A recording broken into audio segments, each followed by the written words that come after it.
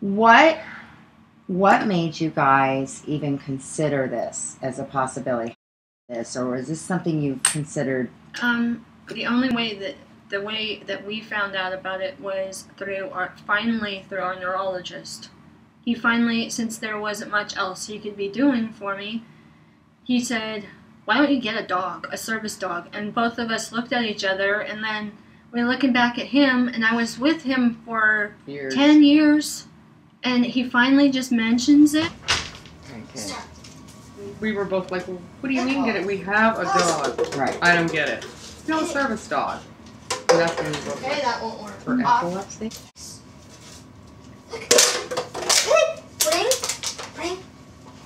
Bring. Drop. Get it. Yes. Yes, good girl. To me, it was sort of a blessing, especially when I heard that they put the dogs in with a person with epilepsy and seizures, because other places they said, yeah, you'll get your dog, but there's a 50, 60, 70% chance that he has to learn to about your seizures. We can't He might train not them. learn. I mean, he might not alert. Well, they can't. How can you train a dog to alert for seizures? I mean, they tried to mimic seizure activity and reward the dog for a certain specific action when that happens with a person.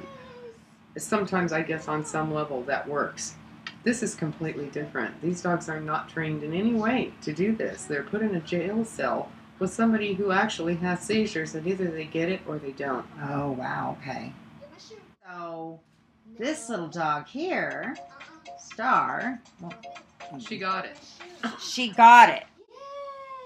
So when you came into the program, she was coming out of the prison? Mm-hmm. Yes. Yep. And they were at that time, though, you said they were kind of struggling matching you with the dog at By first. Wednesday, the third day, I still hadn't found the dog.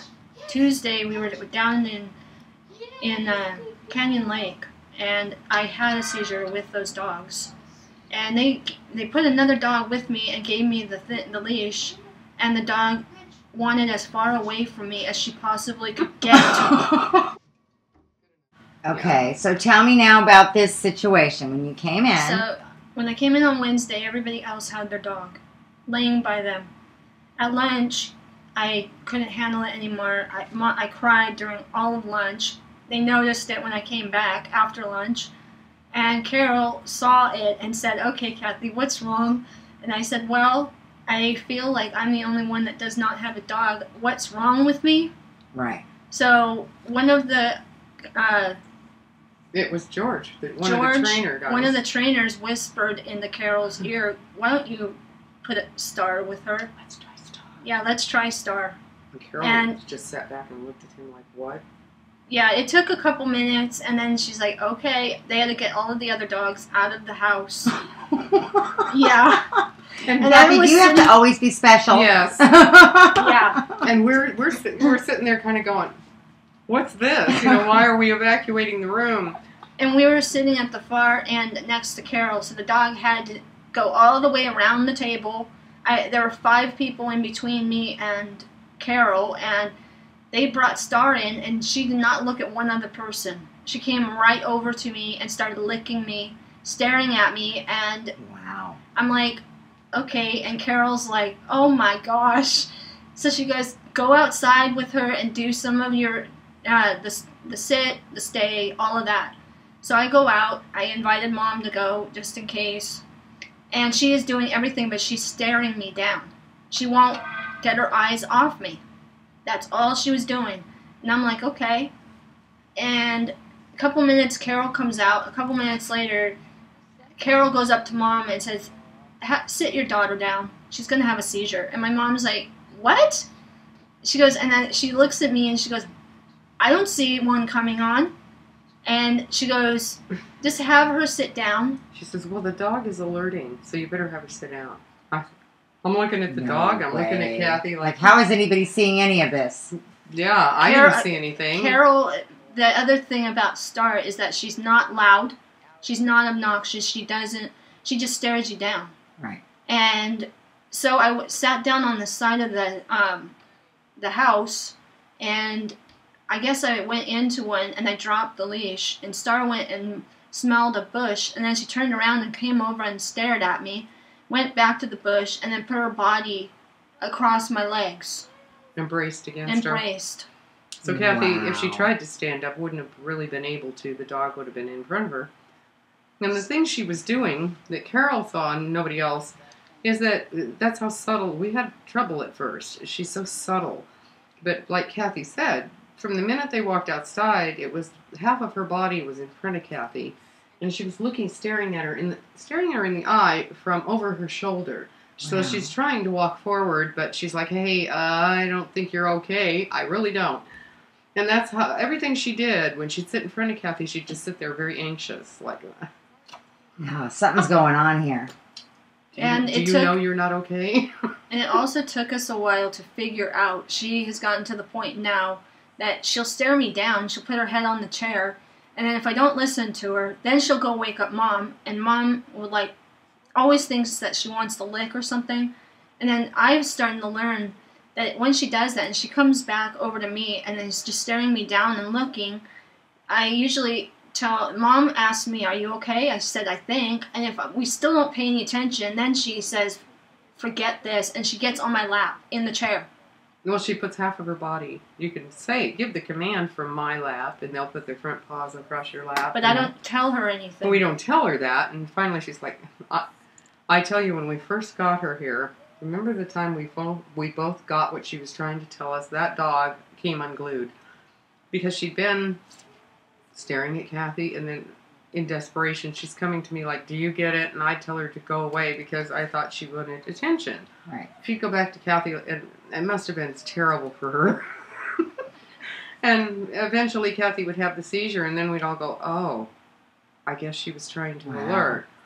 And she'd try standing in front of her to brace her and all that, and we were so stupid, we just weren't getting it. Yes. Yes. Good girl. Oh, I love you guys. This is, you know what? This is so important because this is the real story. I've known you guys for over 20 years, and I've watched you struggle through all the different things that Kathy has had to struggle with seizures, and you know how isolating that is. Oh, A that's lot the more truth. isolating than I ever thought. Yeah. Same Because here. people just don't understand that there are 30 different kinds of seizures, and most people are having them without them even knowing. Most people only think that there's a grand mal. Right. And to tell you the truth, I have lost almost all my friends when I have to tell them that I have seizures. And most seniors are so afraid that they don't want to learn, or they just only think that I'm going to have a grand mal. Right. And to tell you the truth, I've had many seizures in front of all these people, but they don't ever know. Right. Yeah. There needs just to be a little bit more info out there that people could really learn and find out that we're not much different. And a lot of times we have a lot more care and everything else than anybody else. We're not that different. It's interesting to me that there's lots of disabilities around, and they're all getting plenty of publicity and donations.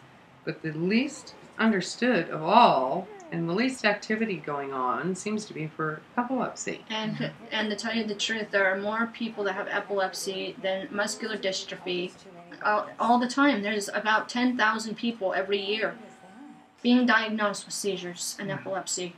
Mm-hmm.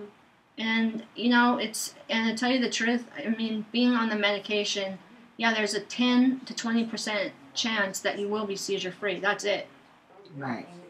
That's not very encouraging. Yeah. No. Most people are uncontrolled. And what limits, I mean, seriously, talking about what people don't know, what limits, how has this limited your life? No transportation much of anywhere.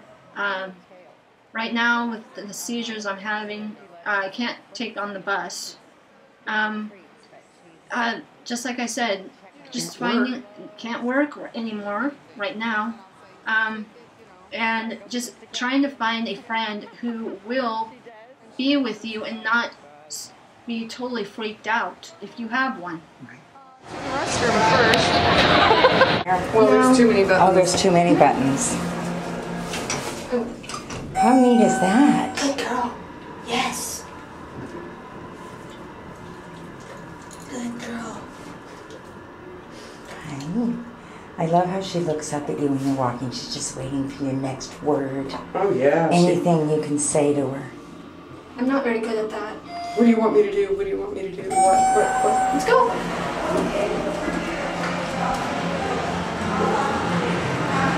She gets this really cute little twist to her. Yeah, look at her little walk. Her little tail. Look at her. There See how we she go. looks, that look. What is that? I know she gets her treats, but she's still checking You know, in. she loves to work.